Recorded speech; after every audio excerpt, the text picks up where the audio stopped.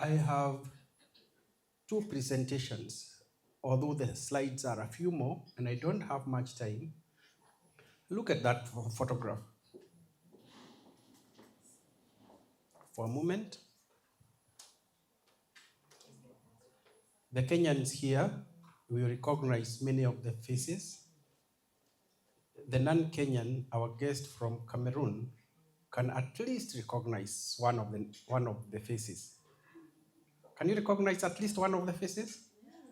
Good.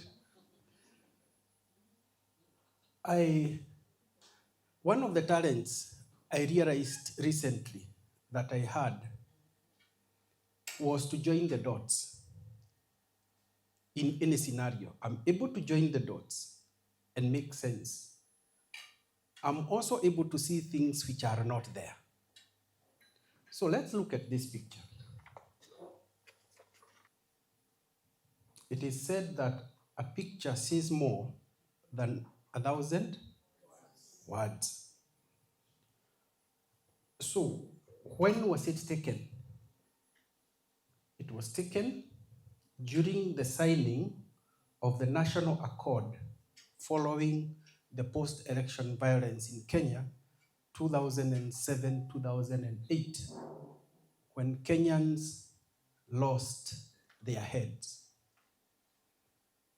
We got sense back through ADR. It's ADR which saved this country. We had lost our heads completely. So this is courtesy to ADR, to mediation. That was the event where the photo was taken. But this particular photo appeared recently in a newspaper, and I made a cutting. I'm one of those people who still read a real newspaper, just to confirm that the online version is true. So it appeared in Today in History, Saturday Nation, 28th of February, 2026, last weekend. And I would like you to notice a few things.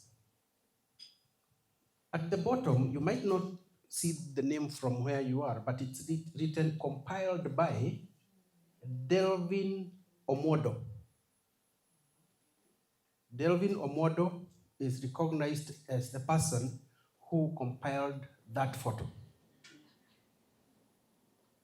Now, who are the persons in that photo? Just shout the names. No, the names first. The names first. Mm-hmm. Okay.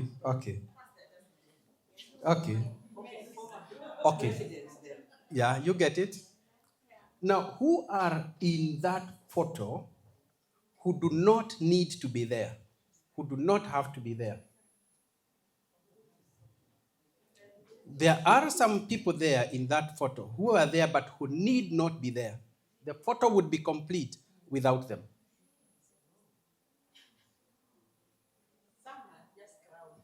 Okay, some are just the crowd, fair enough. Mm-hmm.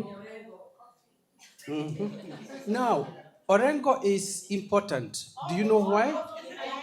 Okay, all those behind Orengo. Fair enough. But it seems you agree Orengo should be there? Okay, good. What about Wako? Why? He was the Attorney General, but was he a signatory to the accord? He was explaining. Okay, good. Thank you, Judge. You got it. He is explaining something. On this side, who is explaining something to Baba? Okay. Now, why is Wako, who is a civil servant, explaining something to Kibaki? Okay, fine. We are getting somewhere. Now, during the negotiations, during the mediation which led to this event. Who was Orengo's counterpart on the other side? You have a good memory. Mother Karoa, senior counsel, just like Orengo, senior counsel. So where is Mother Karoa? And why is a civil servant and a man taking Mother Karoa's place? Well, she is Attorney General, fair enough, but this business of the day has nothing to do with the government of Kenya. It's to do with two principles. Yeah? Actually, two parties. Two parties and two principles. The Attorney General had absolutely no role. He should have been in the crowd. He was not a signatory. He has taken the place of somebody who should have been there. Okay. What else is missing from this picture? There are no women. Where the women? Us. Give me a name of a woman who should be here and who isn't. Yes, sir.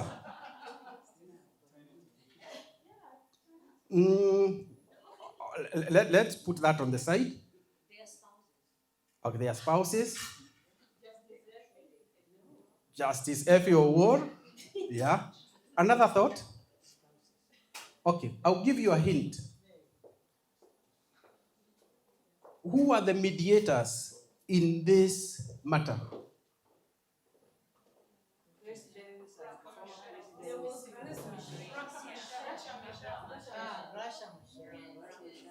Graca Machel was the third mediator.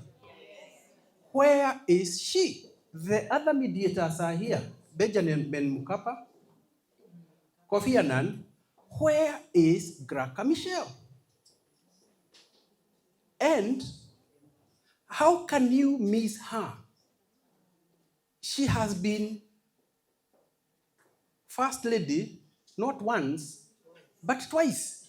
So if you miss Graca Machel, you cannot miss her twice. I mean, she stands head and shoulders above other mediators.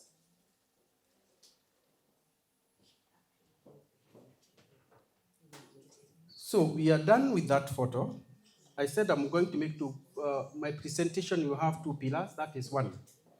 I have two books here written by prominent Kenyan arbitrators and lawyers. Some of you will have read this book. It is called Arbitration Law and Practice in Kenya, published by Law Africa in 2011. The editor is Professor Ngotho Muigai, but the individual chapters are written by various lawyers and arbitrators. So we will call this book one. Now, in book one, there are 9 chapters. Chapter 1 is written by Ngotho Muigai and Jacqueline Kamau. Okay. Chapter 6 by Joyfrey Imende and Wajiro Gege. Chapter 9 by Atia Waris and Muthomi Viankoru.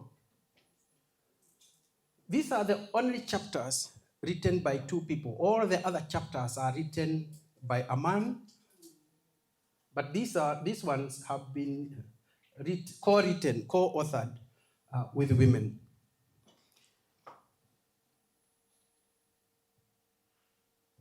So women contributed or were contributors in 3 chapters.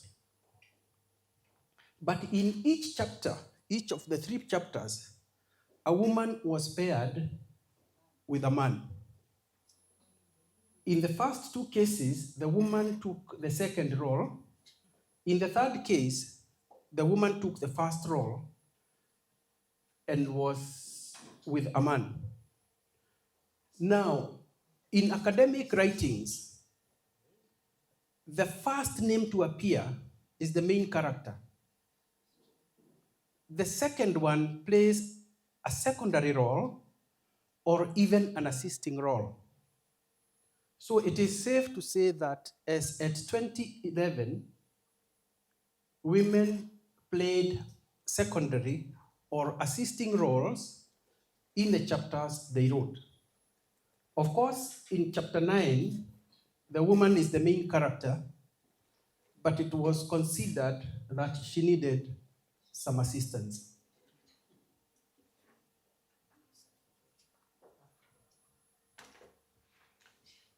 The second book is more recent. It's called Handbook on Arbitration in Kenya.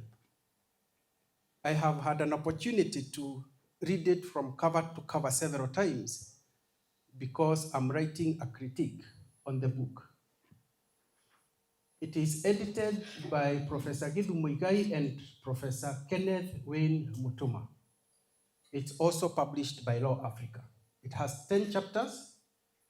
Chapter 4 is written by Jacqueline Oyuyo, the former chair of NCIA, and she wrote that chapter alone. This is in 2015. Chapter 7 is written by Jacqueline Waihenya alone, no assistant this time. And chapter 9 is written by Noela Rubano, again alone. So in 2025, 14 or roughly 15 years later, each of the 3 women authors has done a chapter on her own, not assisting somebody and not being assisted. Now, 2 of the 3 women authors have been chairs of NCIA and of Chartered Institute of Arbitrators. And no women authors have played the role of an assistant, other than in one of the chapters, a researcher is acknowledged as in that capacity, as a researcher, probably not as a co-author. Now, conclusion. This is my last slide. The picture emerging from the photo and the 2 books is that women have made great strides as authors the last 15 years. Second, the various diversity initiatives which have been put in place in the ADR area are paying dividends. 3, women's ADR narratives should be told by women and in their words, their own words, and from their perspectives. 4th is that women risk being edited out of historic photos and stories if they do not write their experiences. Just before this session, I tried to recruit Rina into writing something. And I think she's converted. Let women write their stories in their own words from their perspectives. Otherwise, if other people write women's stories, the women will be edited out the way they have been edited out in that photograph. The last bullet point there is that personal initiatives and lobbying are the key. Lobbying is key. Women in ADR is a lobby group, and there are many other lobby groups and initiatives in Kenya and worldwide. Those lobby initiatives should continue. They are paying dividends. But also personal initiatives I do not need to say more about personal initiatives. The women who would rise in ADR and arbitration field must invest their time, their money, their skills. Asanteni sana.